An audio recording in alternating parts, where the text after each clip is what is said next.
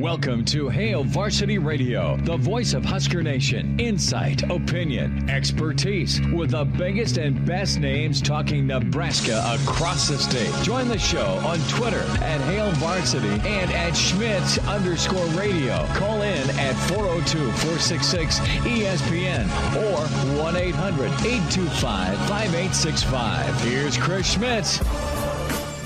Welcome to it, Wednesdays here, a Wednesday edition of Hail Varsity Radio presented by the Nebraska Lottery. Chris Schmidt out on assignment today as it's the last day of school for his son. So Chris taking one day off here as he needs to collect his thoughts before the little one's home for the summer. Can't really call him a little one anymore now he's into high school. But I don't blame Chris here taking the day off, getting some projects done, I'm sure, and he'll be back with you tomorrow. Chris taking 2 days off this week, actually. He'll be out again on Friday. As Friday, it's going to be Bill Dolman and myself taking you through the Friday edition. But today, Elijah Herbel joined by Will Wilson, a very joyous Will Wilson. Because today, the Lincoln East Spartans golf team, of which Will Wilson, an alumnus, correct? That's right. I was a proud JV number 5 spot golfer. The Lincoln East golf team back in the day. Well, you set the table for what the Lincoln East team did today as they go and win the state title, the team title that is for golf, and Lincoln Southeast gets the individual champion. So technically 2 happy alumnus. I never played golf. I was terrible. Yeah, I've seen you golf. You're not very good. Okay. Well, you said it yourself there. No, you're not bad, Elisha. No, how about the Spartans? Getting the golf, that's what they do. That is a golf school. Shout out to the Spartans. They get it done.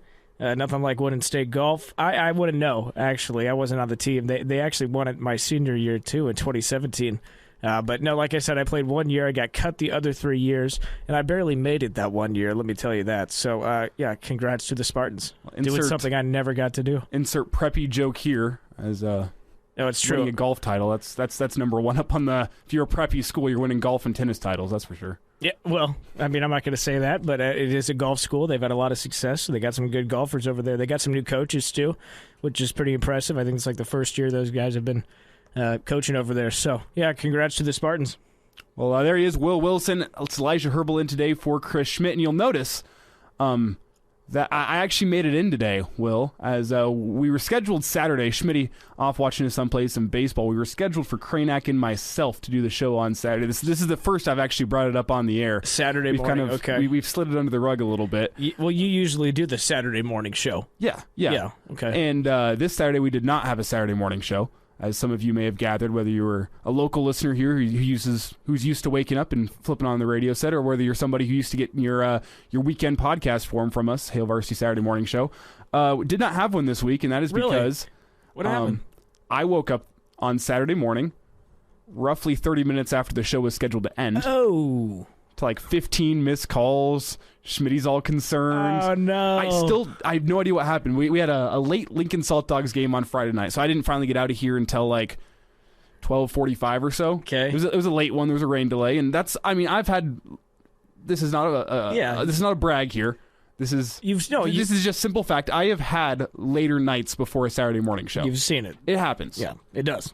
I went home, made myself a little quick dinner because it was straight from Hail Varsity Radio into Salt Dogs, and I was here all night and made myself a quick dinner at home, was in bed 1:30, 1:45 or so, and next thing I know, it's 9:30 in the morning and all these missed calls, and it was a whole mess. My alarm I set an alarm, it never went off. So that is rough. That happens. But I made it in today, Will. I'm here today. You're here today. I did not sleep until 4 p.m., luckily. Oh, man, that is, like, I feel for you so much because, you know, it's definitely happened to me in this business. This is the first time for me. Really? First time. Yeah, see, that's really impressive. Yeah, I mean, that's the thing about radio is it's one job that you cannot oversleep for. Mm-hmm. If you do, I mean, your ass is grass. It's true. Yeah. So if it's happened to me, it looks like it happened to you. Sorry that happened. Let's see here. 3 years here. I think this month is my 3-year anniversary around here, and this is the first time it's happened. So I'm not sure if that's a badge of honor or now a badge of shame. But I don't know. Yeah, I mean, it's definitely a bad look. You overslept. Yeah, you know. won't happen again. Apologize to all the listeners. Apologize to Schmidt if he's listening. Yeah. But I made it in today. I know Schmidt. I bet he wasn't very happy. He was just happy I was okay. He was a little concerned. But made it here today. We got a show planned for you. Should be a good one. It's coming up here in about 15 minutes. We'll have Mike Babcock joining us as a Husker baseball team. Some departures into the transfer portal. We'll get into that here in just a second, and then we'll reset with Babbers. It's 4:25. Coming up at 4:40 from the golf course, Wilderness Ridge, Mike Schuchart joining us as we got to wrap up the PGA Championship. Mike gave us pretty good predictions last weekend. We're going to get the wrap up today and see everything that's going down on a rainy day out at Wilderness Ridge. And then next hour, we're wide open for all your calls as we have an abundance of things to talk about. Bo Pelini still talking about the 2009 Big 12 title game. We got Caden Green setting a date for his commitment. Lane Kiffin doing an expose on the world into NIL. All that coming up. And a Jock Doc, Dr. Brandon Seifert's going to be joining us today at 5:40. A gift left to us by Schmitty, as Schmitty loves talking with Dr. Seifert. And Brandon Seifert will be joining us today at 5:40. So that's all coming up for you here today, as well as 2 more chances for you to get qualified for this Smoky Mountain Smoker from Capitol Patio and the Flame Shop, and a gift card for some meats from Russ's Market. 2 more chances today, 2 more chances tomorrow, and that's all you got. We're going to be holding this drawing on Friday. So only 4 spots left for the Hail Varsity listeners. Get your calls in today. We're going to be doing those drawings at the end of each hour. But, Will, what I want to get into here with this first segment is the other end of what we've been talking about with the win total. The win total's been the theme of choice here over the past couple weeks.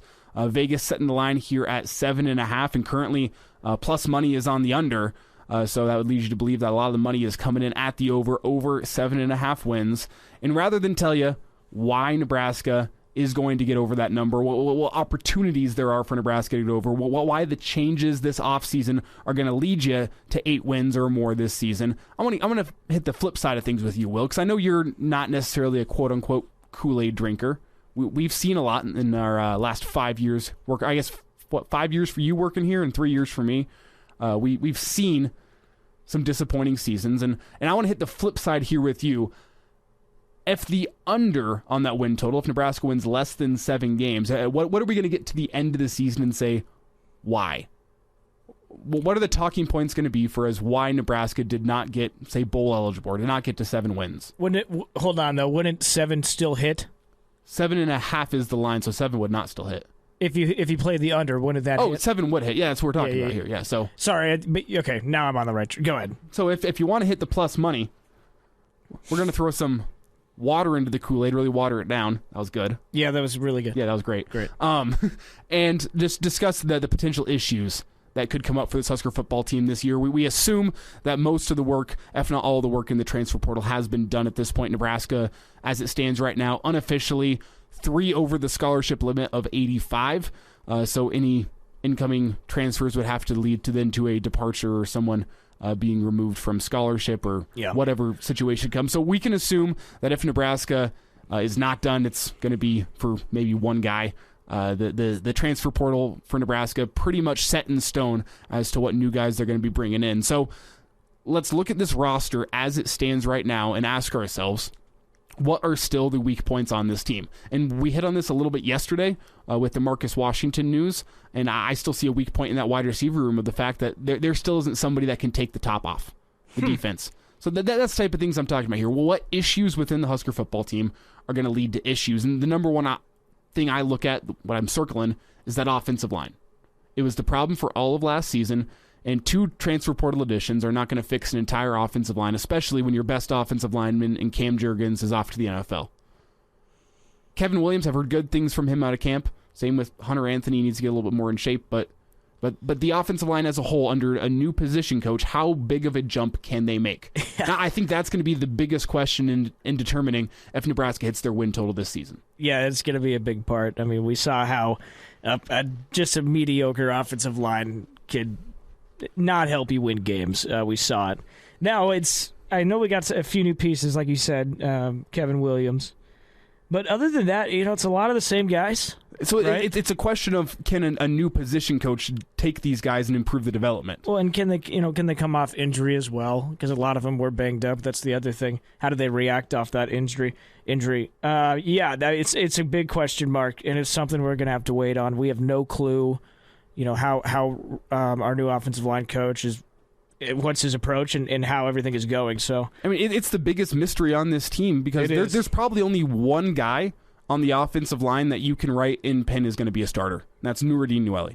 Yeah. He played solidly all year, wasn't a starter to start the year, but came in, took a spot, and didn't let it up. But even then, with a new position coach coming in, it's hard to put him setting in stone. I mean, I'd pencil Bryce in there too. Benhart? Yeah. And Turner. Bryce is the odd man out. Do they play the same position? Well, that's the thing is it depends on a guy like Prohaska coming back. How is he able to respond off of a knee injury? Is he able to start week 0 against Northwestern? That's at least we have options. Turnaround. I mean, that's a good thing. That might be the change from last season is you do have some depth up there, but if Prohaska's ready week 0, you'd think, depending on how his recovery has gone, that he would be penciled in for a spot along the offensive line. The center position is still pretty up in the air at this point.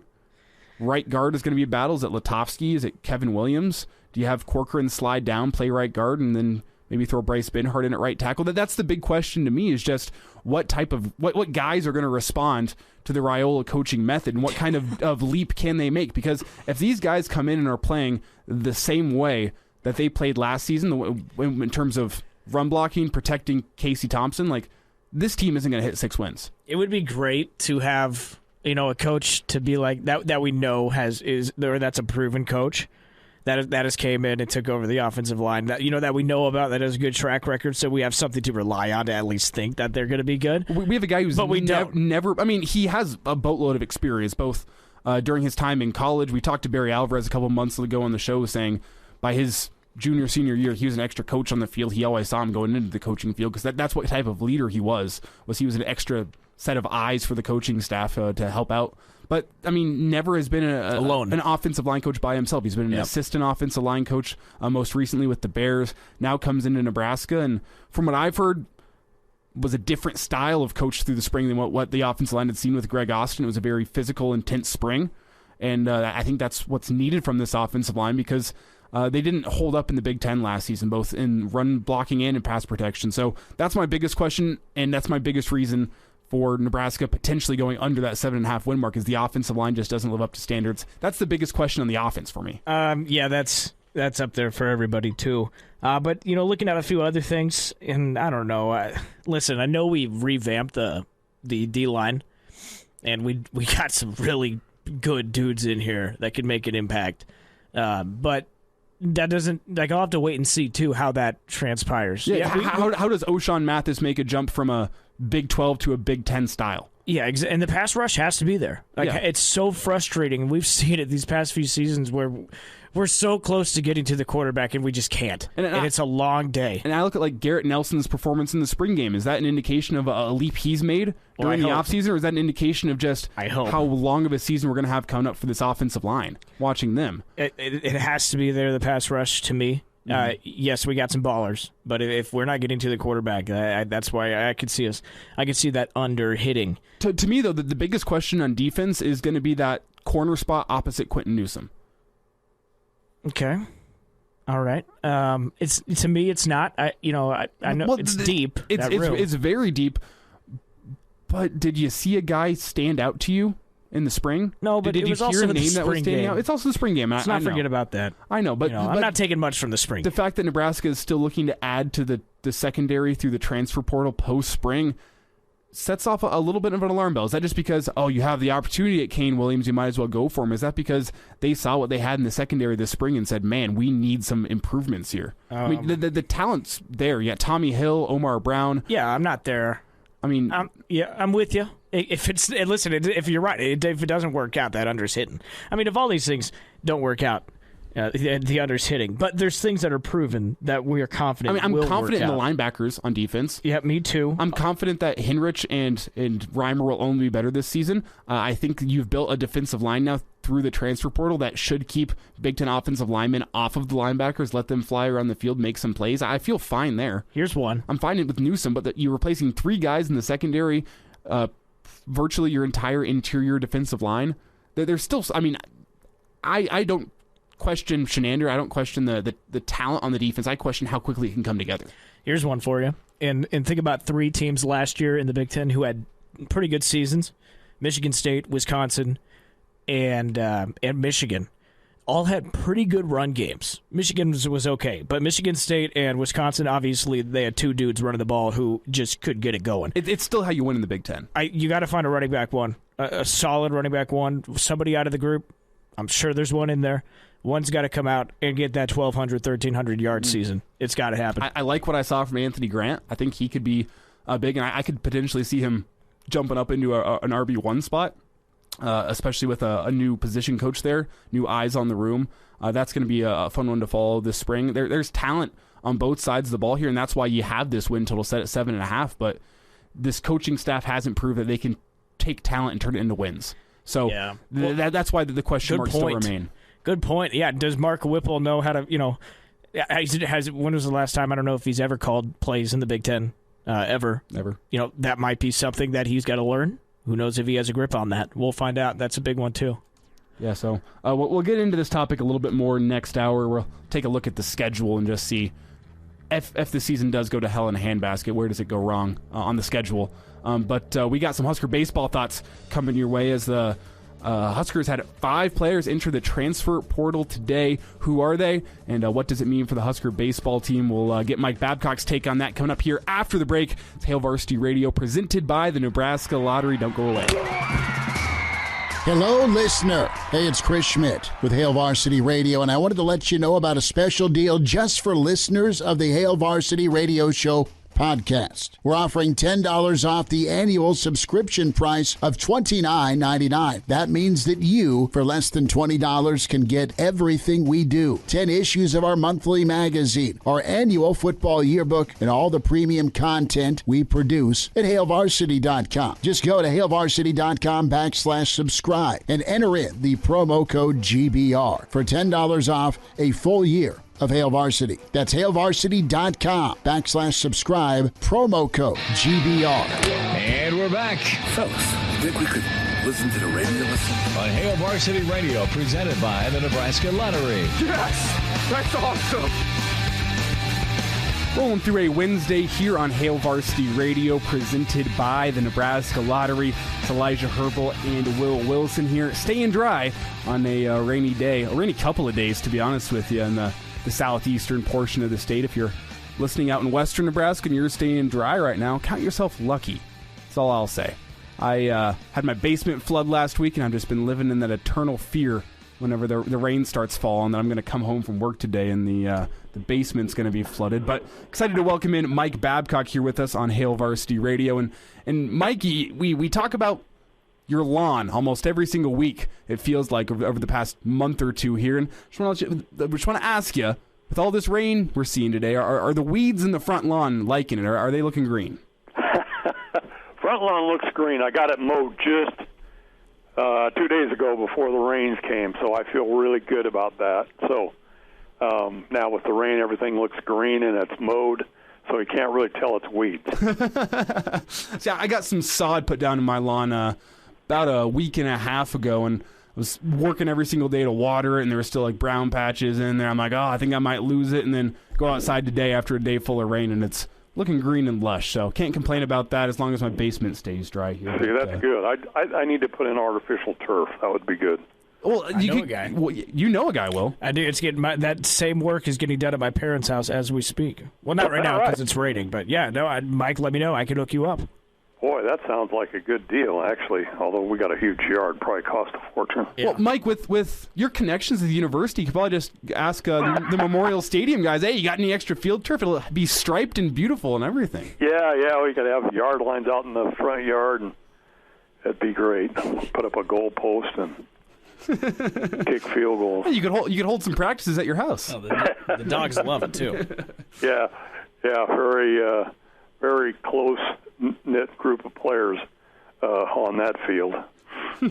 Mike Babcock's with us here on Hail Varsity Radio. And Mike, big day of baseball news today is Husker baseball season just came to a close this weekend, and today 5 players from the Husker baseball program entering the transfer portal. Leighton Banjoff, he departed or announced his transfer.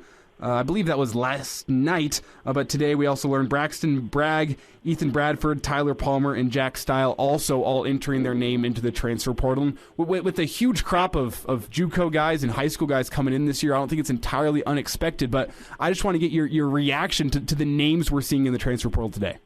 I was surprised, I guess. I saw Leighton Banjoff on Twitter, I think it was last night or this morning, and I was surprised about that, and then I saw the other 5, and I thought, wow, this is really kind of a surprise, a big surprise to me. Although, part of the deal is that they're trying to negotiate around an expanded roster, I think, for next season, up to 40 players, I think. But you still only have a specific number of scholarships. I don't know, 13 and a half, or I don't remember exactly what the number is. So they're trying to navigate all that stuff, and I wonder, since they're having the meetings, the individual meetings with Coach, if some of this is mutual or not. I don't know. I don't know the answer to that. But I was surprised to see 6 guys in the transfer portal in a very short period of time, in conjunction with the meetings. We're talking to Mike Babcock. So other than Leighton Banjoff, I mean, obviously that's a name that everybody knows and everyone's surprised to see leave. Some of those other names, why are you surprised to see them go? Did you think they were going to get a lot more playing time, or other than that, I mean, are these good talents that we're kind of losing out on? Well, I think so. I mean, Ethan Bradford was injured most of the season, so I mean he wasn't really a factor. Braxton Bragg was kind of the guy out of the bullpen that they came to count on as the season progressed. Jack Stile started several games at first base, had an opportunity there, didn't hit particularly well.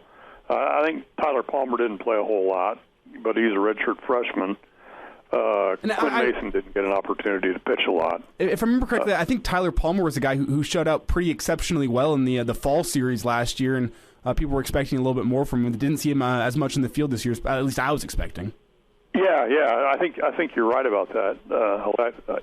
He just didn't play a whole lot. I'm thinking in terms of when I saw him, it was more likely he came in as a pinch runner or did some late game type stuff. And so you always look at it and you figure the guys that go into the transfer portal, there's some frustration on their part for some reason, and the decision obviously is theirs. But again, I don't know with the meetings going on whether in some cases there was an element of mutual decision here, trying to shape the roster because of what you said. Players coming on transfer portal or junior college players or whatever, to try to get things turned around. And then you put it on top of that, a really frustrating season. So it would be difficult from that standpoint. But, bottom line, I was surprised that you look at it and see 6 players in a less than 24 hours make the announcement that they're leaving. Mike, any thought here on whether this is the last of it for the Husker baseball team? It seemed like it came as a bit of a surprise that it was so many people in one day, which, again, makes me think that some of these postseason meetings have something to do with it. But do you think we're through here, or at least for the summer, or do you think maybe more incoming? Boy, you could ask me that regardless of sport, and I wouldn't give you a good answer because every time I think things are settled, something happens, I was surprised to see that Marcus Washington was coming here in the transfer portal, because I think that, I thought, well, we're pretty much done with football. And when I thought that, a couple, 3 more guys have come here. So I don't have a good answer to that. I would know. I don't think we're done, just because it seems like I didn't expect to see 6 guys go in such a short period of time as it is. And, if guys are going, there's a potential for guys coming in. We're talking to Mike Babcock. Obviously the pitching depth, some things went wrong there this season, which you could credit to how this team's record looks. But outside of pitching, what are some things that you have your eye on that we really need to improve on for next season? For instance, if it's situational batting, like how do you work on that in the off season? Well, I think that the consistency is the thing that would be the area where I think Nebraska needs to work. There were some games, that Oral Roberts game, I thought, after that Oral Roberts game, going into the final series against Michigan State, I thought Michigan State's not going to have a chance against this team because of the way Nebraska played against Oral Roberts. I thought that represented how I thought the Huskers could have played all year. You got it done offensively, which helped the pitching and so forth. And I didn't see that consistency. Defensively, Nebraska did not play well. That's probably the one area that was the biggest disappointment, is that Nebraska self-destructed in some situations where it could have been successful, could have won, and the defense just let it down. Offensively, you didn't have a lot of guys that hit as well as you thought they would going into the season. A lot of strikeouts. Didn't expect probably that to that degree. There's just a lot of areas. I think it's not one thing. It's a lot of areas that need to be taken care of if you're going to be successful. And that's the irony of the thing. The obvious irony is, team that's picked to win the conference doesn't even make the conference tournament, with a little bit of intrigue there with Purdue. But expectations were never met, and that was disappointing. Mike, last thought on baseball here before we move on to a little bit of football before we go. You mentioned just not making the Big Ten tournament. I want to get your reaction to what went down out in West Lafayette this weekend. Some Husker fans mad that Purdue did not play their game on Saturday. That assured them a chance into the Big Ten tournament. Is that reason to be mad at all, or I mean, whenever weather is at play, you can't really fault a team, but some fans seem to think that Purdue could have gotten that game at least started, maybe gotten through 5 innings before the weather came. Yeah, I think that was the case. Now, and I've seen a lot of people on social media saying, well, Nebraska controlled its own fate. They just take care of business. They'd been okay. And that's true. That's true. I don't discount the responsibility that Nebraska had and didn't take care of business. But by the same token, there was a responsibility that Pat, I think, to either, one, play a doubleheader the previous day, which there was some talk about that, but Purdue said, no, we can get this game in, so let's go ahead. You knew what the weather forecast was. In other situations, teams have done that, gone ahead and played a doubleheader to avoid being in a weather situation. If you had 2+ hours of time when you could have started playing the game, but you left the tarp on the field until it started, and then you couldn't play the game, I think that it was unacceptable. I think that the Big Ten should have made some sort of ruling on that. You either play the game or you forfeit, or I don't know, Nebraska and Purdue play one game to decide who gets to go, because that whole thing looked to me like a conspiracy on the part of Purdue to make sure that it got in the tournament.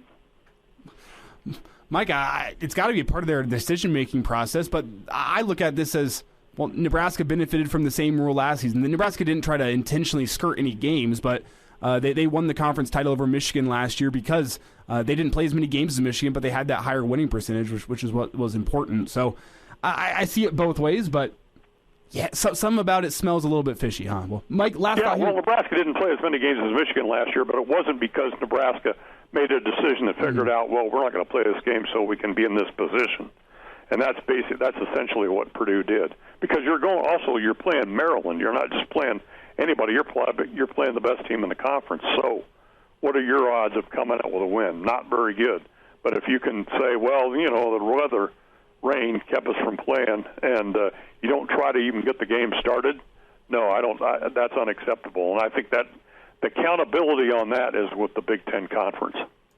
Mike, last thought here, entering into some of the weird months for being in college football media or college sports media as we get through the summer. What are you working on here over the next couple weeks?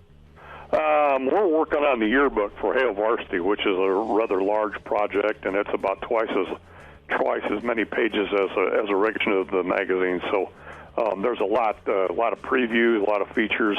It's kind of a fun time, actually, to get that thing put together and reading all that stuff and editing it.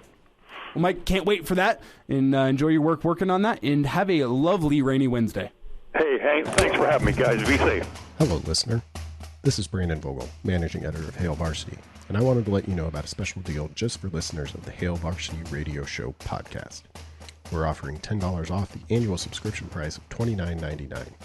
That means that you, for less than $20, can get everything we produce, 10 issues of our monthly magazine, our annual football yearbook, and all of the premium content we produce at HaleVarsity.com. Just go to HaleVarsity.com/subscribe and enter the promo code GBR for $10 off a full year of Hale Varsity. That's HaleVarsity.com/subscribe, promo code GBR.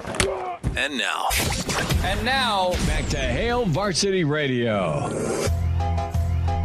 Back at it here on a Wednesday. It is Hale Varsity Radio, presented by the Nebraska Lottery. Elijah Herbel and Will Wilson filling in for Chris Schmidt today, as Chris Schmidt enjoying the last day of school before he's got to stay at home with Junior all day long. So he's enjoying that. Schmitty will be back in tomorrow. Today, though, we are headed out to Wilderness Ridge, out to the putting green, where Mike Schuchart joins us, as we got a bunch to get into here with Mike. PGA Championship, maybe some high school golf championship, too. But, Mike, how are you keeping busy on a rainy day like today? Oh, there's always something to do. I just got done with a lesson, so that's nice having a golf academy that we can actually do stuff year-round. So days like this, we can still kind of get some things done when you can't get really outside and on the golf course because of the weather. So that's nice to do. Always stuff to do around the shop. Mike, we lit off the show today by talking about the Class A Boys State Golf Tournament, as Will Wilson, proud alumni of the Lincoln East Golf Team. Yes, thank you. Thank you. Very proud of the JV. Will's very proud of the Lincoln East Golf Team as they took home the team title. Lincoln Southeast taking home an individual title. And Mike, is that anything you followed at all? Did you know any of the kids that were out there golfing today? Yeah, I know quite a few of them. One of the young men that that plays on Lincoln East team, Will Topolsky, I've worked with for a long time, who just recently signed with Morningside to go continue his golfing skills up there. So super proud of him. So, and a lot of those other young kids. So it's fun to see them. I mean, they work really hard, and Will's a member out here, so I see him quite often and see his work ethic, and it's fun to see them kind of reap the rewards. We're talking to Mike Schuchart. I want to get into this PGA Championship, Mike. Is at Southern Hills, and it's a tournament that you've played in several times. What's it like playing in the PGA? How different is it compared to all the other majors? It's very similar to the other majors. It's probably most similar to the U.S. Open. I mean, as far as course setup, greens get hard and fast, rough gets long. Golf courses are just brutally long and set up very difficult. It's supposed to be that way. I mean, it's supposed to challenge the best players to see who can handle not only mentally but have physical tools to be able to hit a lot of the shots that are required under the pressure that they're under to perform and see them come out on top. And it was pretty fun to watch Justin. They showed I saw a thing of all the different kind of shaped shots he was hitting, draws and cuts and highs and lows and shots coming down the stretch that he needed to hit, and he just striped. So, I mean, it's fun to watch. It's always fun to watch a major, and the final score kind of shows how difficult the golf course is. 5 under was in a playoff. That's not a typical PGA Tour event, when they're shooting 20 under. So that right there, best players in the world, definitely got themselves challenged. Yeah, it's interesting. You talk about Justin Thomas. He played a great round. Right? You remember early in that round, he shanked an iron shot. I mean, cold shanked it to the right. I know it's a word that we don't like to say, but how How impressive is it, though, for him to do that and then continue to play and win that thing? Yeah, very much so. That just is a testament to how mentally tough those guys are and how focused they are on the shot at hand. I mean, that's what they're so good at. You know, they diagnose a golf course and they pick shots that they need to hit, and they're very well aware that they're not going to hit it perfect every time, but they're going to put themselves in a position to try to hit as good of a shot as they can each and every time. So their ability to let bad shots, and especially that one because that's like horrible, to let that go and to have enough faith and confidence and belief in yourself to go ahead and then hit the shots that he did coming down the stretch to put him in position, you know, to get him in position to win the tournament. So that's pretty impressive to not only their physical skills, but more so their mental skills. Checking in from Wilderness Ridge, Mike Schuchart with us here on Hail Varsity Radio. And Mike, got to get to that 3-hole playoff. I'll be honest with you, I had a busy weekend. I didn't end up tuning in until the playoff, but man, I got my money's worth with those 3 holes. I just want to get your reaction to how mentally tough that is for those guys. I mean, Justin Thomas on the second playoff hole just did exactly what he did in regulation and just crushed his driver, and that really sealed the playoffs holes for him. I just want to get your reaction to the 3-hole playoff that we got to see on Sunday. So I think guys like it a little better both ways, because if you happen to get behind, you still have a couple holes to make up, you know, so it's like you never really feel like you're out of it until it's all over with. So it's like it's different. I mean, every major is different on what they do and how they go about doing what they do. You know, you have the British Open is 5, PGA is 3, Masters is 1, and the U.S. Open is an 18-hole playoff. So it's pretty unique that all 4 majors have a different kind of a playoff format. You know, is one better than the other? Who knows? They're all exciting. Hey, Mike, you know, Mito Pereira, he had the lead for a long time, and he really had that tournament in the bag until 18 hit, and he doubled. You know, we've all been there where we have that one hole, and it's just we're in a bad mood. But what do you have to say about him going and talking to the media? He just seemed like in a good mood after that. He laughed about it. Yeah, I mean, people don't realize that it's hard enough just playing in that environment, and it's even that much harder when you're trying to get in contention. Then it even amps up another level when you're actually in contention, and then it's a whole nother level that where you're standing on the last tee leading the tournament. All I have to do is make par, and I'm in the PGA champion, a major champion. And, you know, unless you've been there and are somewhat ready for it, you're going to do most of the time what he just did. I mean, the pressure is just enormous, and you look throughout the years of players that have done the same thing. You know, I think back when Greg Norman was trying to win the Masters, and he basically shanked it on 18 into the gallery. All he had to do was hit it on the green, 2-putt. He was a Masters champ. The pressure just gets so enormous that it's really hard to keep control of your mind and your body at times. So the more times you get there, the more you learn how to deal with it. You can kind of seal the deal. If you're there for the first time and not used to it, man, it's enormous pressure that's hard to control. Mike Schuchart's with us here on Hail Varsity Radio. Mike, last thought before we let you go enjoy your rainy Wednesday. What's coming up for you here at Wilderness Ridge? I know school's getting out here for LPS. So what do you got coming up Wilderness Ridge, especially for the youngsters? Yeah, we got a lot of stuff coming up. So in 2 weeks, we have our first junior camp that starts, and then our good old Divot Dogs. So that season gets underway in a couple weeks. Then we have our Talon League that gets started. So, you know, once school gets out officially, they got about a week off before they hit the golf course, and got a lot of different things to participate in and to get involved in playing golf. So we're super excited, got everything ready for them. So we're going to have a fun summer of golf with the kids. Well, there he is, Mike Schuchart, joining us here on Hail Varsity Radio. Got you out to Wilderness for all your lesson needs. The new course out there is beautiful. Swim Up Bar coming soon. Mike, thanks for your time today. Have a lovely rainy Wednesday, and try to stay dry. All right. Thank you guys much. Stay safe. Thanks for having me on. Big thanks to Mike Schuchart joining us here on Hail Varsity Radio. Coming up, your chance to get in the drawing for the Smoky Mountain Cooker and some gift cards. That's after the break. Hour 2 is coming up after that. And now, back to Hail Varsity Radio.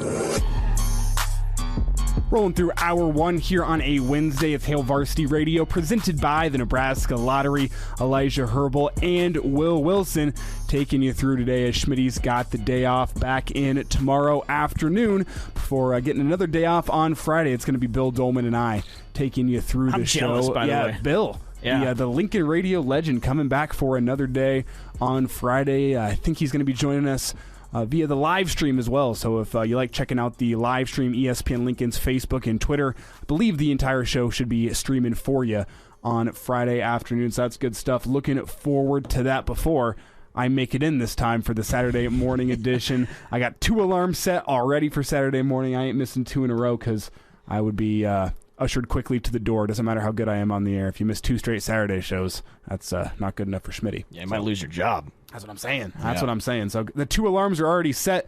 We'll have the Saturday morning edition for you. Chris Schmidt, Mark Kranak, and myself on Saturday. But, well, before we wrap up this hour here, you had a pretty interesting story we were talking about before the show about, what is it, a poker player who got indicted in a $25 million sports gambling scheme? Yeah, this is insane. Corey Zeidman is his name. Apparently this guy won a bracelet, actually, back in, I don't remember. It was like 2012 Explain, or something like that. I don't really follow the World Series of Poker. What does that mean? So in poker, you don't win you win bracelets. It's like winning a trophy, or like a ring, but you win bracelets. Okay, it's pretty cool. All right, and cash. That's what you win. Okay, that's the more important part. Yeah, exactly. So this guy, apparently he was an all-right poker player. He's 61 right now, and he just got federally indicted on Wednesday, today, for this sports betting scheme. And apparently what he would do, him and these other guys, they would buy radio ad spaces, right? And they would air these ads telling people like you and me, hey, we got this inside, we got information that nobody else has on these sporting events. Call us right now and we'll give you, this information. I've heard some of those ads too. Like you'll hear people, hey, call us right now. We'll give you spread, play, and over and all that. So it's kind of like that. And so you'd call this line, right? And it would tell you, hey, we have this information on games that are being fixed. And yes, like that legit. I'm reading this in this article. It says when listeners contacted the service, which used names like Gordon Howard Global and Ray Palmer Group, they were told that the organization had privileged information about fixed games that are received from physicians at colleges and television executives. Callers were asked to pay a fee for access to the information. So all these people called in, gave them their money to try and get this information, and it was just a scam. Like, they gave them useless, wrong information after they paid them. And apparently they racked up like $25 million. Like, they've been doing this since like 2006, apparently. Wow. Yeah. Wow. And not to mention this guy's been playing professional poker the entire time and winning cash and doing it. It makes sense to me.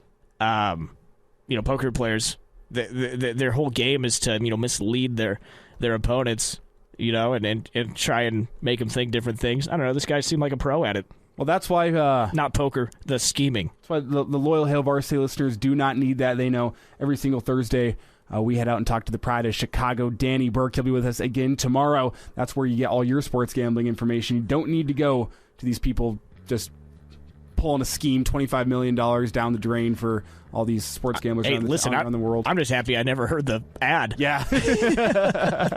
We got Danny Burke with us tomorrow. That's where we get our inside betting information. But before we get there, your chance to get qualified for the Smoky Mountain Cooker Smoker from the Capitol Patio and Flame Shop, as well as some gift cards, awesome meats from Russ's Markets. We're going to take caller 9 here. Caller 9 gets qualified. Only 4 spaces left. Get those calls in, get qualified. Give us a call, 402-466-3776. Pardon the interruption, but I'd like to save you some money. Hey, it's Chris Schmidt with Hail Varsity, and I wanted to offer listeners of this podcast $10 off the price of an annual subscription. That means that you, for less than $20, can get everything we produce. 10 issues of our monthly magazine, our annual football yearbook, and all the premium content we produce at HailVarsity.com. Just go to HailVarsity.com/subscribe and enter in the promo code GBR for $10 off a full year of Hail Varsity. That's HailVarsity.com/ Subscribe, promo code GBR. Welcome to Hail Varsity Radio, the voice of Husker Nation. Insight, opinion, expertise, with the biggest and best names talking Nebraska across the state. Join the show on Twitter at Hail Varsity and at Schmidt_radio. Call in at 402-466-ESPN or 1-800-825-5865. Here's Chris Schmidt. Back in for hour 2 here on a Wednesday edition of Hail Varsity Radio, presented by the Nebraska Lottery. Elijah Herbel joined here in studio by Will Wilson. You hear him on the morning hookup. You hear him over on, at least locally, over on Kicks 96.9, Lincoln's #1 country. And you now hear him here on Hail Varsity Radio. Big thank you to Will for joining me here today as Chris Schmidt has the day off. Back in tomorrow, and we actually have open phone lines for you for the next 40 minutes or so. As I wanted to leave this hour open here, I think Will and I can get some good conversation going. We'd love to have you chime in as well. Heard from a good number of you back at the end of hour 1 trying to get in on that Smoky Mountain Cooker giveaway. As congrats to Ron, last hour's winner, getting his name in the box. Drawing going down on Friday. Now only 3 chances left for you to get your name in the box. You can also get your name in ESPNLincoln.com. As we're giving this thing away, you don't want to miss out. I could use a smoker like this in my life. I have one smoker that I use at my house. I also have like the off-brand Traeger, which is, it's all right for smoking up your meats, but it's nothing like a true box smoker or the Smoky Mountain smoker here. Where the smoking ring you get on those is just absolutely beautiful. Yeah. Do you smoke meats regularly? I don't actually. Gotta get into it, dude. I don't. Gotta get into it. But I have had smoked meat before. It's good. The only problem recently is like with the meat prices, where it used to be like, oh, you can go get a cheap cut of meat and go smoke it up and turn it into a good cut of meat. Now a brisket costs you $100. It's going down though. It's going down. I saw that the price of chicken wings are going down. So thank God, I've been eating way too much pasta in my life recently. Well, pasta's good. That's good for you. Pasta's good, but like it doesn't compare to a steak. Yeah, you need it. Yeah, steak is obviously steak. Steak, brisket, pulled pork. We like steak. Give me it all. Give me it all. Well, we're back here into hour 2. Another chance for you to get qualified for the Smoky Mountain Cooker coming up at the end of this hour here. And as I told you, open phone lines, 402-466-3776 or 800-825-5865. And a guy we've been talking about on the show here, Caden Green, has set a commitment date following his visit to Nebraska. Are we reading too far into that? After the visit to Nebraska, he sets the date for a commitment. He is going to be announcing where he is going to school here come July 8th. Okay, so explain to the listeners and myself why this is such a big deal. Well, Caden Green, a high-level offensive lineman from inside that 500-mile radius from down in Kansas City. He's got the who's who of college football looking at him. And it's really a question right now, does he want to go Big Ten or does he want to go SEC? He really... as a future Under Armour All-America, and he's going to be playing in that game next year, he has really his choice where to go. His top schools right now, Michigan, as well as, let's get the top 5 pulled up here, make sure I get it right. Did he put it on his Instagram? Maybe he put it on his Instagram. Well, Michigan's in the mix. That's, it's already pretty good company. Got LSU, Michigan, Nebraska. I'm forgetting 2 here. Missouri. And what's the last one I'm forgetting? I should have had this written down. Yes, Oklahoma, obviously. Okay, wow. Oklahoma, Michigan, LSU, Missouri, and Nebraska are his 5. Wow, it's a pretty high-profile list there. Locks in the commitment date after visiting Nebraska. Okay. How many has he visited at all those schools? I believe all of them except LSU. Okay. And he still has an official LSU planned between now and his commitment date. So it's not like Nebraska's going to be the last school. That's what a lot of the recruiting insiders tell you. Whoever the last school is usually has a good chance to get the last word in. Recruits plan accordingly, and schools try to get that last visit in.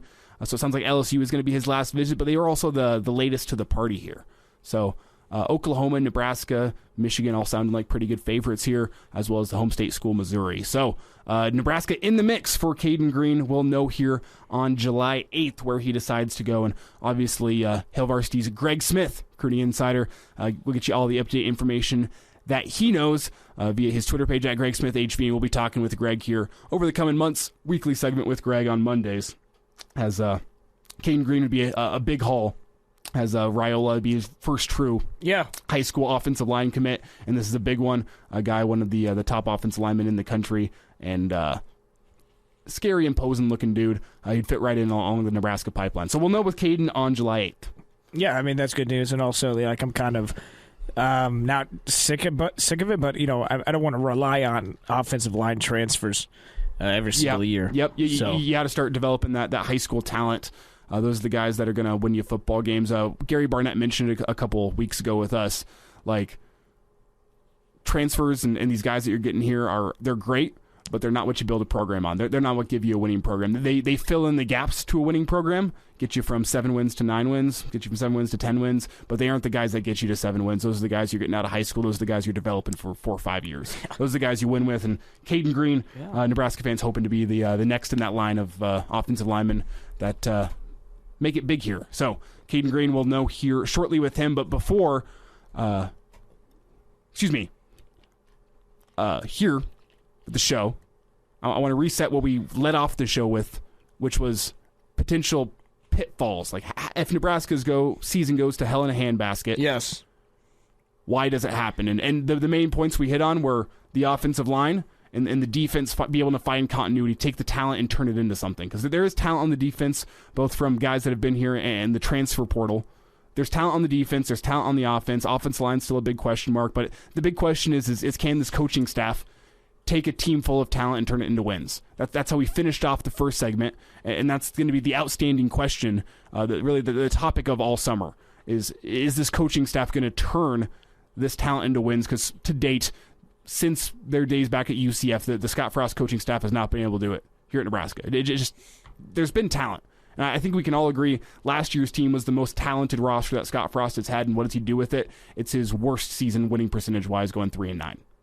So he comes in another year with what is labeled as the most talent he's had since he's been here. And the question is what can he do with it? Is Nebraska going to get over that 7.5 win total mark? And I think that's what Husker fans would sit here, and that's honestly, that's the Vegas line for what they expect, but I think that's also the Husker fans' line for what would constitute a winning season, or a successful season, I should say. Okay, all right. If Nebraska gets over that 7.5 mark, even if Nebraska gets to that 7 mark, I think that's the limit of this is a successful season. If Nebraska goes 6-6, loses a bowl game, I mean, Scott Frost could will most likely still be on the hot seat. That's going to be some conversations within the athletic department. Scott Frost goes 6-6, loses the bowl game. So if there was a path for different milestones to get back to a program that we want to be, it would probably be number one, get a team that you like, get the old regime players out, get the coaches in that you want,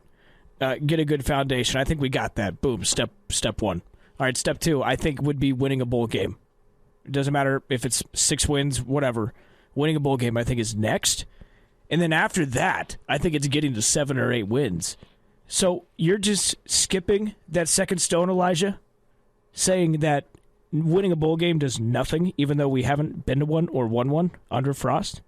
Well, it's to year 5 now with Scott Frost. So, okay. If he's not getting results in terms of challenging for a Big Ten West crown by year 5, not necessarily getting that close, but at least in a position where you get to those last 4 weeks of the season and you're in a position where you can do something with your last 4 weeks, Minnesota, Michigan, Wisconsin, Iowa. I think if you go into those without the possibility of being able to go and win yourself a Big Ten West crown, this season's a failure for Scott Frost. 6-6, while good enough in the scheme of where Nebraska's program has been over the past, say, decade, it's not good enough for Nebraska as a whole. Let me just confirm. If you said if Frost doesn't win the Big Ten division... No, if he's not in a position after the Illinois game, come November 1st, if he's not in a position where there is a possibility, say, even if they have to win out, they have to beat Minnesota, Michigan, Wisconsin, and Iowa to take the Big Ten West crown. If he's anything short of that, I don't think it's a successful season. See, I think if we get 6 wins, say we're 6-6, and we make a bowl game, and we win... Oh, he is here no matter what. But what does Nebraska's record have to be after that Illinois game for them to have a chance of getting to 6-6? when you look at Minnesota, Michigan, Wisconsin, and Iowa. They have to probably at least be 5-3 heading into that final 4-game stretch. Why. And if you're 5-3 heading into that final 4-game stretch, you still have a chance of winning the Big Ten West. Yeah, because the people that are going to be ahead of you in those races are all still on your schedule with Iowa, Wisconsin, and Minnesota. Yep. But if it doesn't happen, here's why. And this is, I think, a big possibility of happening. Why do you think we, went 3 wins last year? Could have had how many wins? Right? Why do you think that happened? To me, it was a big part was still not knowing how to win in the Big Ten. Right? It's Big Ten football. Things happen. Right? You have to be set. You got to know the rules and everything.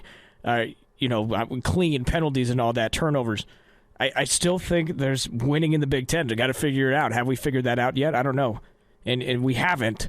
And you're just expecting us to figure it out fully this year and go 8 wins. Or something like that. Look at it. If you can find 6 wins, or 6 losses, I should say, which we can put those down, we'll go from most likely to least likely losses here.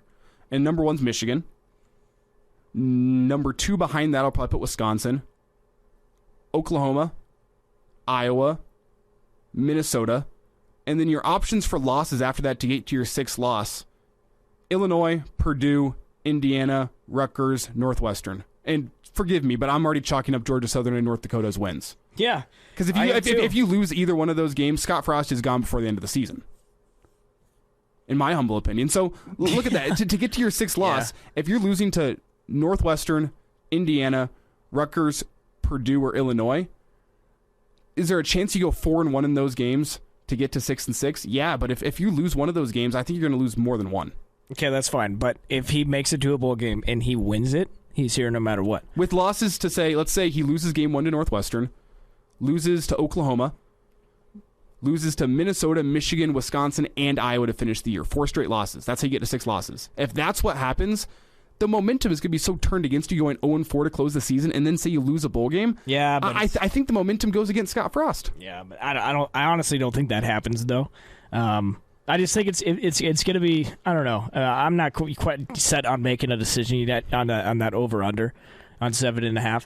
Honestly, it's kind of a win-win because if we get 6 wins and win the bowl game, that's 7. Hey, the under still hits, and Frost keeps his job, which I'm happy about. So I'm kind of being selfish there. I mean, if Nebraska just wins the games that they should win, so I'm talking they beat Northwestern, North Dakota, Georgia Southern, Indiana, Rutgers.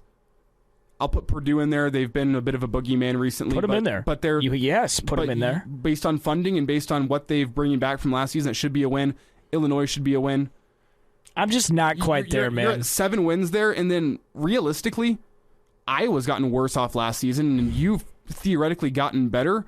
And you held a big halftime lead against them. You blew the lead at the end. So I think you should put down Iowa as a team that you should be able to beat as well. But it's in Iowa City. It's in Iowa City, and momentum's fickle, where if you've lost your last 3 going into Iowa City, that makes things tough. But I just think I'm not there yet because I know this is live radio, and we're supposed to come on and give these wild predictions. But I really, these past few seasons, I've heard all this. I've heard, oh, yeah, we beat this team, we look good, and what happens, man? I just, and then I think, well, crap, we look at last season, what has showed us that we're going to be good this next season? Well, nothing. So, but this year's different because we have a lot of new faces, so you can't really use last year as an excuse. And that's where the uncertainty comes in with this team, as we've been talking about all show here, is with the new faces, football isn't won on paper. The new faces, yeah, they look great, but how do they fit into the locker room dynamic? How do they fit into the actual systems Nebraska has in place here? These are all the questions that aren't going to be answered until week 0 in Ireland. Which, by the way, I'm chalking us a W. I guarantee you we beat Northwestern in Ireland. Scott Frost hasn't won an opening game since he started at Nebraska. I know it's going to happen this year in Ireland. But how ironic is that? Like, he's going to do it not in Lincoln. In Ireland. Out of the country. Like, of course, right? It seems too perfect. And also, I just don't think Northwestern's going to be any good. If any team's going to be nervous going into Ireland, it's going to be Northwestern, I think. Do you think? I do. Oh, I think they got everything to play for. They got humiliated last season. Coach Fitzgerald is, not known to have back-to-back losing seasons. Whenever he has a bad team, he tends to have a good team, and the recruiting class he brought in before last season, though, in the class of 2020, was the best recruiting class he's ever pulled in at Northwestern, and all those guys just thrust into action early last season. I mean, there's a lot of improvement that can be made in that Northwestern roster, and I don't think that they should be overlooked at all. Well, I hope all this kind of midseason hype kind of gives us a little bit of confidence to go into these games, because that's also something I think we missed last year, was confidence that you could win these games. Quick news and notes here before we get out of this segment. 2 new faces in the recruiting department for the Husker football team. First announced yesterday, the director of recruiting, Taylor McDaniel. She comes by way of Kansas State, where she was the on-campus recruiting director. And also another new face is former Nebraska offensive lineman Keith Williams. Played for Nebraska 06 through 2010, so was one of those guys that crossed over between Callahan and Pelini. And he's coming back to Nebraska to be a part of the recruiting department as well. Unsure what his official position title is, but in case anyone out there is wondering, these are not the people that are doing the talent evaluation and picking what guys to recruit. These are the people that are like, setting up the recruiting weekends here in town, setting up camps. Will's racking his brain for how he knows this name. No, who is our wide receivers coach? Didn't he have kind of a similar name? He was with Keith Williams? Riley. He was with Coach Riley, and was that his name? Coach Dub, Keith Williams, yeah. Yeah, so how many Keith Williams are we going to hire? I don't know, it's a pretty common name. We're up to 2. Keith is a pretty common first name. Williams is a pretty common last name. I mean, if we look at the history books, there's probably been a couple more. We can look up how many Keith Williams there are in the United States. I'd guarantee it's a lot. I bet it's in a the common tens name. Of thousands. Yeah, I don't know, but Keith Williams, Taylor McDaniel, 2 new faces to the recruiting department. We'll get Greg Smith's update on them next time we talk to him. I think it should be Monday, but that's what we got for you. Still open phone lines for you the rest of the hour. We'll be back after the break here on Hail Varsity Radio. Pardon the interruption, but I'd like to save you some money. I'm Brandon Vogel, managing editor of Hail Varsity, and I wanted to offer listeners of this podcast $10 off the price of an annual subscription. That means that you, for less than $20, can get everything we produce: 10 issues of our monthly magazine, our annual football yearbook, and all the premium content we produce at hailvarsity.com. Just go to hailvarsity.com/subscribe and enter the promo code GBR for $10 off a full year of Hail Varsity. That's hailvarsity.com/subscribe, promo code GBR. Chime in 402-466-ESPN or email the show, Chris at hailvarsity.com. Just try me. Back to Hail Varsity Radio. Rolling through hour 2 here of Hail Varsity Radio, presented by the Nebraska Lottery. Just heard the phone lines, 402-466-ESPN. That's 402-466-3776 if you prefer the numbers. Also, 800-825-5865 for our listeners across the state. As got about 10 more minutes of open phone lines for you. We have a visit with Dr. Brandon Seifert, which Schmidt so graciously left us here this afternoon, is going to talk about Gary Payton II and his elbow injury, what a return for him might look like. That's all coming up here in just a little bit. But still, the open phone lines, feel free, give us a call, tweet at us at Herbal Essences or at Willie on the radio. It's a great way to get connected with us, and we want to hear your thoughts, want to get your thoughts here on the show. So that's how you get connected with us. Before we get to really an in-depth story with Lane Kiffin on name, image, and likeness, let's briefly spend a second here as Bo Pelini on the Barstool podcast, Pardon My Take, and get this, talking about the 2009 Big 12 championship game here still. I got this censored out, as Bo, known to be a man of colorful language, that was well reflected on the podcast, and his thoughts here on the Big 12 championship game. We'll get into this here for just a second, but first, just take a listen. They're not supposed to turn it. The clock isn't supposed to stop until the ball actually hits something. Right, yeah. And I think they went back and they said that it hit something on the side. Lied. That was sticking that out, was right?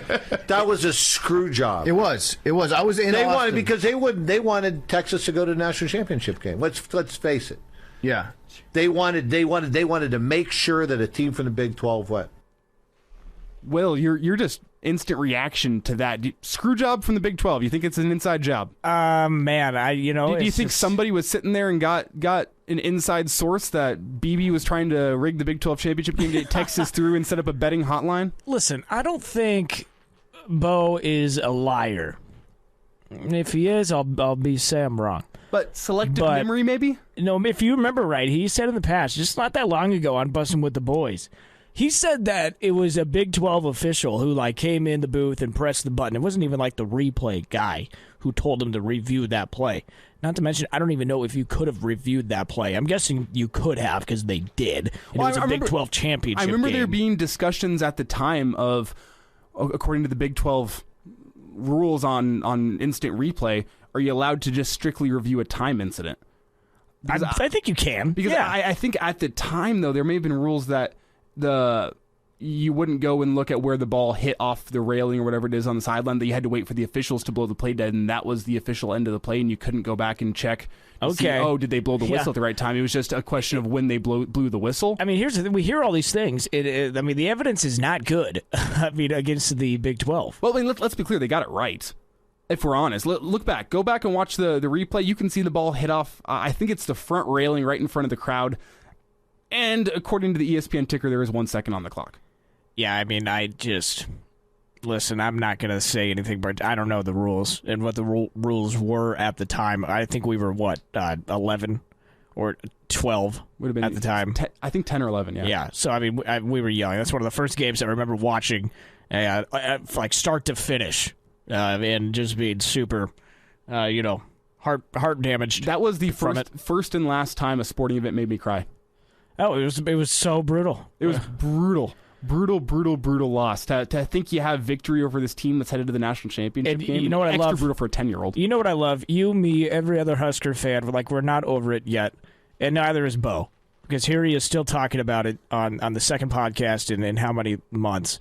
He still is not over it. He wanted that thing. Well, it's still the defining moment of his career. It is. Really, when you look back, you can still have the mental image of the two teams come into midfield before they go and review it, and it's the two different sides where you have Mac Brown holding up the one finger saying, we still got 1 second left, and then it flips to the other sideline, and it's Bo Pelini, two hands in the air. I thought they were going to drop the confetti. You know what? They should have dropped the confetti. They should have dropped the red and white confetti. They couldn't reviewed it after that. Then it would have been done. That would have been an hour-long cleanup session just trying to get it back on the field so Justin Tucker could try a field goal. Oh, man. But I think that would have changed everything. They should have dropped the confetti. That game is our 1993 Orange Bowl. Well, for any of the older fans listening out there, Florida State, where they come back and you get the 1 second on the clock for the it's a 40-yard field goal, which goes wide left. This is our generation's version of that, but just opposite roles flipped. The 1 second goes back on the clock, and Justin Tucker nails the field goal. Let's not overreact, though. He did have a few other chances to win a conference championship. And things went wrong in those games. So. I think back specifically to the Wisconsin game. Well, what about Oklahoma? I mean, both of those games were teams you beat them earlier in the year. Well, you had a lead on Oklahoma too. Sorry, Bo. He could have done big things. He arguably did, and he's not over it either. Yeah, and I think there's a lot of Husker fans who aren't over it too. So. Yeah, that's what was on Bo Pelini's mind. No, I love the Bo Pelini content. He's always giving us good stuff to talk about. He mentioned how Sue was the most dominant player he's ever coached. That's pretty cool. Before we get to our Jock Doc coming your way in about 10 minutes, Will, I sent you the story here before the show. Lane Kiffin sits down with Sports Illustrated and gets pretty candid about the current state of the NIL legislation.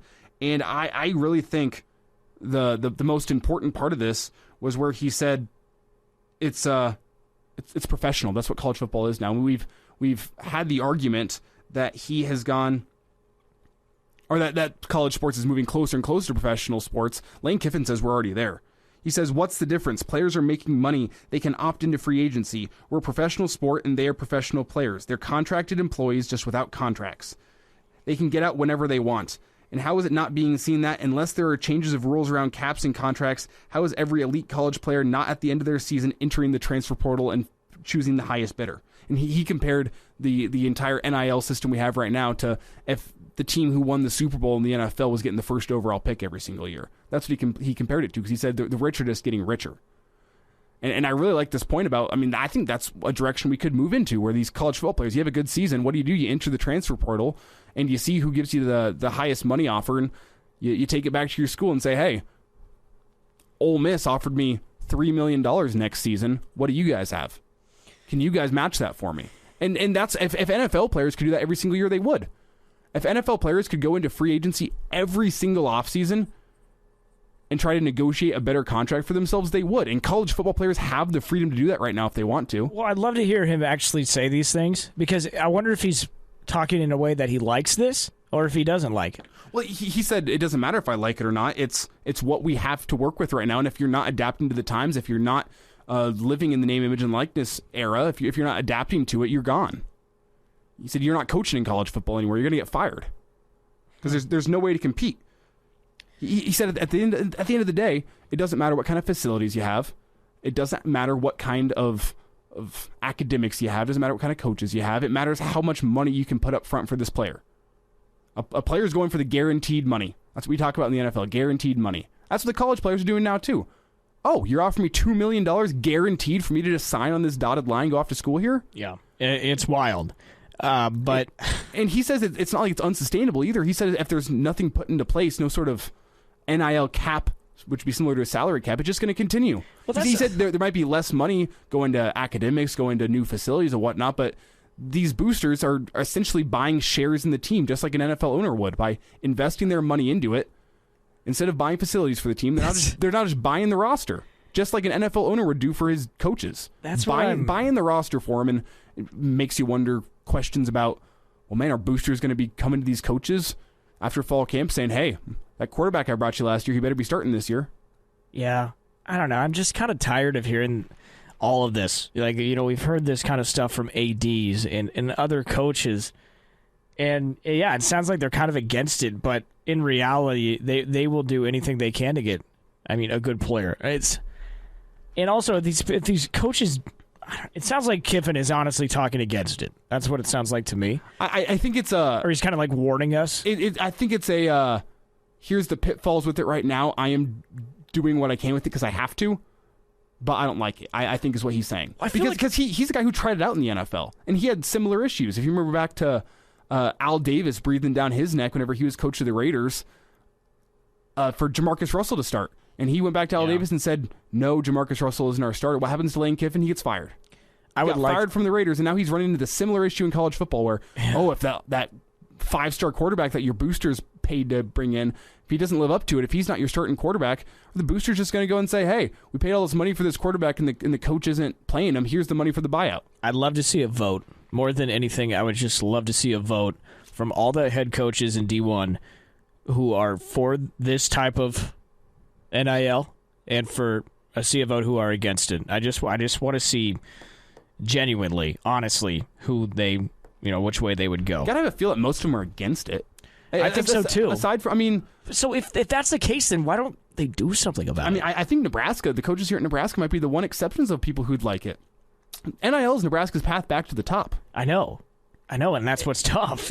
And that's what's tough to balance here as a guy sitting here. I've supported the Huskers all my life, now reporting on them, where I look at it and I go, man, NIL could realistically kill or forever change the sport I grew up loving, the sport that has been my number one sport for as long as I can remember, which is college football. And why do you love college football? You love it because it's unpredictable. The parity, anyone can win on any given Saturday. These players are playing for passion. They're not paying for money. Every single game matters to them. That's why you fall in love with the game, and now you're into this NIL stuff that's completely changing the game you love. However, it's helping out the school that you follow. Yeah. The school that I'll say quote-unquote support here, because as somebody in media, I'm not a fan. But you support the Husker football team. Yeah. It's going to happen. I'm not rooting for wins, but I kind of am. It makes my job a lot more enjoyable when the Husker football team's winning, I'll be honest with you. It does. And I don't think it's going to stop. It's going to keep going, because even though some coaches may be against it, when they get a good player, because of all this, they're not complaining then. But I think the NCAA has been a little too quiet. I think something's going on. I think they are going to do something big. What power do they have anymore? Well, I don't know. They're going to. When you have news in this past week that the SEC might make their own college football playoff, the SEC Invitational. Yeah. It's currently all the power is shifting away from the NCAA. They have to make the right move here, or else they could lose their power completely. I get that. I just feel like they haven't gone away from this. They had those new bylaws and everything they released. I don't know. They seem too quiet. I think they're going to try and do something. It's not going to work, but I don't know. They've been quiet. Time will tell. We're in a tumultuous and changing time for college football. So I guess every single day brings new news, and we'll bring it to you here on Hail Varsity Radio. When we come back, we're going to send it to the Jock Doc segment as Chris sat down with Dr. Brandon Seifert talking Gary Payton II. That's after the break here on Hail Varsity Radio.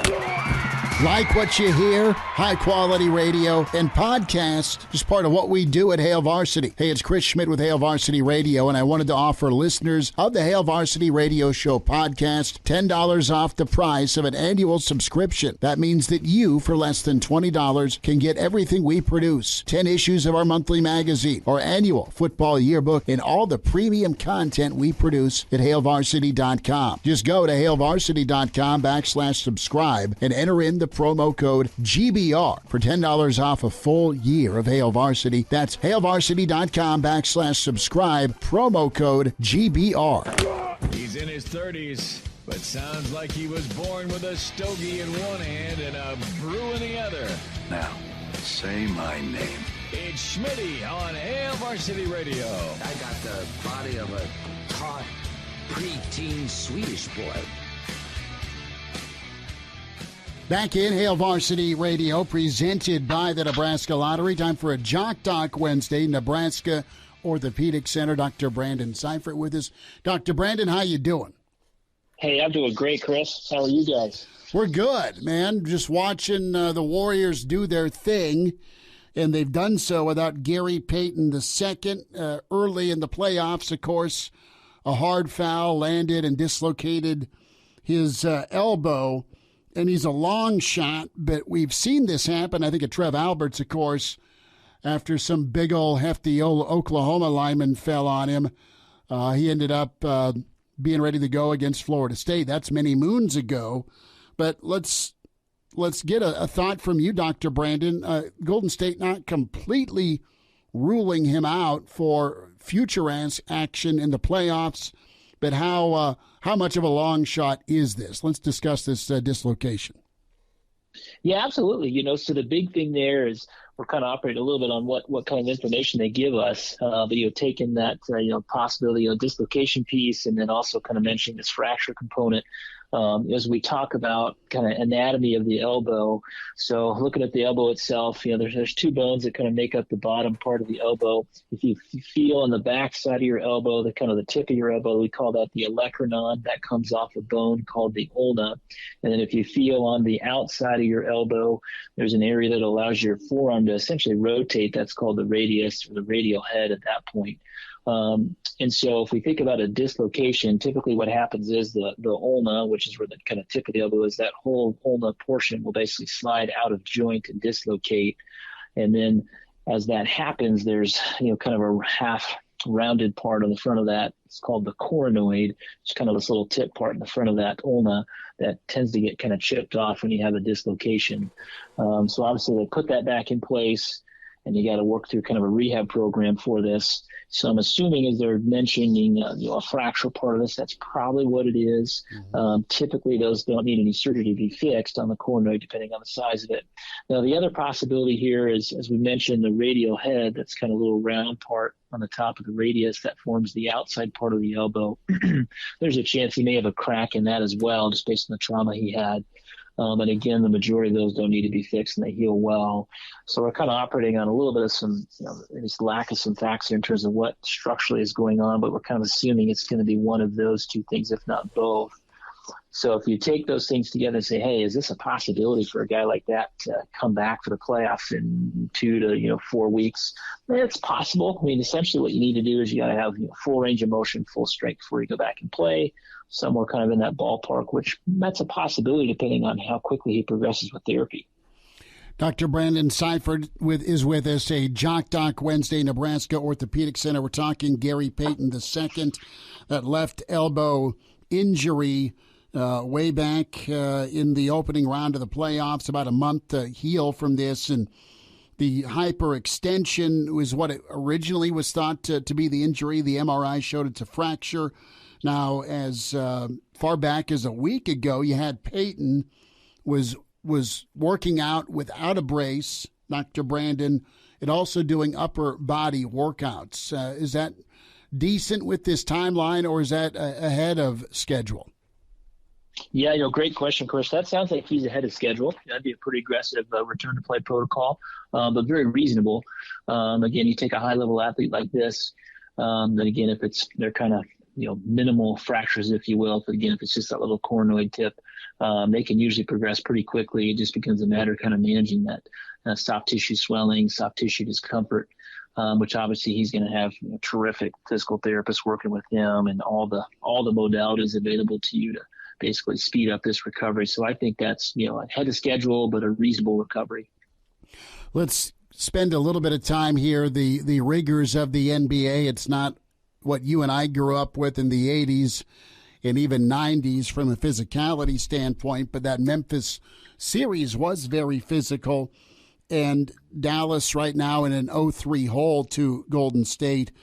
You look at Peyton sidelined. He was one of the stars defensively for Golden State. I mean, he's not a shutdown corner, but he's as close to what they have defender-wise. And, I'm interested in, okay, say he gets back for the finals. What is he going to be limited with? What are some precautions, Dr. Brandon, if Peyton is back and ready to go for Golden State? How are they going to treat him from a precaution standpoint? Yeah, I would say, at least from a defensive perspective, I think he's in a pretty good shape from a defensive perspective. Should have decent enough range of motion that he can do that well. I think at that point, at least based on what he's already doing with his rehab, strength-wise should be pretty good to do it. Return back to, I think, fairly normal level of defense. I think where the question mark with him will be just more on the skill side. How's the ball handling? How's he handling kind of the shooting aspect of it? Does he have those mechanics back? Does he have that control back? That's where I think we might see a little bit of a deficit with him. Again, the possibility is here, too, to kind of retweak this a little bit. So you get bumped in that area, makes it a little sore, might lose a little bit of motion or strength at that point. Then that obviously kind of flows into more kind of loss of some of that skill set. At least on the offensive side. The question here too becomes what's the recurrent risk of redislocating this elbow? It's pretty low. It would take another pretty significant trauma for that to occur. On the basketball court, number one, it's super rare to have one of these even in basketball. But to have a recurrence is obviously even kind of more rare, at least in basketball. More the contact sports side of things, we worry about it more. You mentioned Trev Alberts earlier. We tend to see these injuries a lot with wrestling, and we do worry about recurrence risks, especially with our wrestlers, just with the positions they're in and obviously the impact they have with the mat. Dr. Brandon Seifert's with us, a Jock Doc Wednesday, Nebraska Orthopedic Center. Gary Payton, the second, our topic today, and his return looks pretty good here for the finals. He'll be reevaluated on Friday, this Friday, end of the week. So is it something where Payton can go out there without a protective sleeve, or does he go out there with a sleeve on? And if so, what can that do to help keep the elbow safe? Yeah, that'll be an interesting discussion and debate with his sports medicine staff. In the basketball courts, pretty hard to go out there with one of our kind of elbow stability braces that are there. Kind of the fancy brace everybody thinks about is one that J.J. Watt had worn. Obviously, it's a football player, but that's kind of the fancy elbow dislocation brace that's out there. To wear something like that in a basketball would be extremely difficult. So I don't see him showing up in something like that. There are some smaller braces out there. We call them a hex brace. It has kind of some figure of 8 straps. Possibility in the basketball court, but again, a little bit restrictive for what he needs to do. I'm going to assume here he's probably not going to show up with the brace, maybe just a little compression sleeve, which obviously doesn't do a whole lot for stability. I'm guessing that's probably what he'll show up with, just when you think about the amount of kind of range of motion that you're going to need through that elbow to compete in the basketball court. Dr. Brandon Seifert with us, a Jock Doc Wednesday, Nebraska Orthopedic Center, and Jock Doc Wednesday on Gary Payton II. When can he and when will he return to Golden State if he gets the go-ahead with that elbow dislocation and fracture? Dr. Brandon, we'll do this again. Thanks for the time. Hey, Chris, thanks a bunch. You guys take care. Like what you hear? High-quality radio and podcasts are just part of what we do at Hail Varsity. I'm Brandon Vogel, managing editor. I wanted to offer listeners of the Hail Varsity Radio Show podcast $10 off the price of an annual subscription. That means that you, for less than $20, can get everything we do. 10 issues of our monthly magazine, our annual football yearbook, and all of the premium content we produce at hailvarsity.com. Just go to hailvarsity.com/subscribe and enter the promo code GBR for $10 off a full year of Hail Varsity. That's hailvarsity.com/subscribe, promo code GBR. Miss us? Come here, brother. Give me a hug. Bring it in for the real thing. We're on call for you. Catch the podcast at hailvarsity.com, the ESPN Lincoln app, or download them.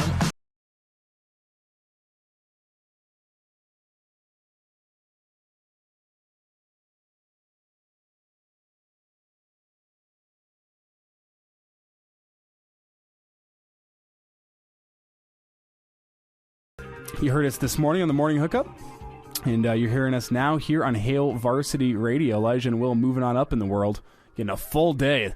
The Suits trusted us with this. Man, Will. Unbelievable.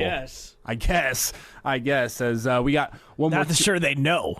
Not even sure they're aware that you and I have been pulling double duty. But, anyway. We have been. Your chance to get qualified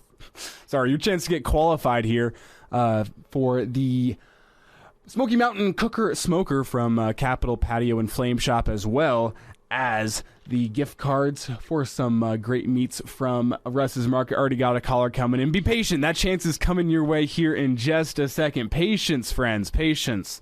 As everyone, only 3 spots left. They know the clock is a-ticking. And, man, I mean, how many names do you think we got in the box here, Will? Not to dissuade anybody from calling in here, but this has been a popular giveaway. I'd say we got at least, 50 at least. You know, I guess I could do the math. I don't know. I just don't remember when we started this contest. So, but hey, I'm excited. It's gonna be fun. Well, hey, the second. So that's been 23 days. 23 times 2. It was around that. 52. But times 2 shows. So we're probably a little over 100 names in the box right now. A lot of names in there. So, but really a 1 in 100 chance to win a prize package worth upwards of $600. I mean, I'll take that. Yeah, that's not bad. That's better than a lot of other ways you can make $600. A lot of fun. So, speaking of promotions, got another summer promotion coming your way here on ESPNLincoln.com. Say aloha to summer with help from ESPN Lincoln and Super C. Win a grill, tent, chairs, cooler, portable speaker, and meat to toss on the grill. You enter to win at ESPNLincoln.com. And on top of that, the awesome prize package, everyone who enters is automatically qualified to win a $100 Super C gift card. We've all seen the price of gas recently, $100. That's what, half a tank of gas? Depends on what you drive. For some of you out there, I'm sure it's not even half. So the contest ends September 6th. You can get entered in all summer long. That is the next promotion we are running. Before we get out of here for today, just a reminder that nearly 70% of people in fatal crashes in Nebraska are not wearing a seatbelt. If used properly, a seatbelt can reduce the risk of fatal injury by up to 60%. Your best defense in any crash? Buckle up. A message brought to you by the Nebraska Department of Transportation Highway Safety Office. Well, before we get to the giveaway, what you got going down tonight? Tonight, I'm just going to head home and eat some dinner. Going to watch that game tonight. I think it's going to be a good one. Heat Celtics, right? Heat Celtics. Celtics favored by 3. So there you go, Miami, a home underdog tonight. I believe they're all healthy. So, Hero out tonight. Okay, well, he hasn't even been really. Oh, that's Duncan. Never mind. Duncan Robinson's barely played. Yeah. What's your you taking Celtics, taking Heat? Got to take the Heat tonight. I don't like the Celtics after a win. I love them after a loss. But after a win, especially at home tonight, it's going to be the whiteout. I got Heat tonight. Heard it here first. Will Wilson taking the Heat tonight in the Eastern Conference Finals. Before we get out of here, your chance to win. Caller number 9. Your chance at the Smoker and the gift cards, 402-466-ESPN, 800-825-5865. We'll talk to you tomorrow. A Hurrdat Media Production.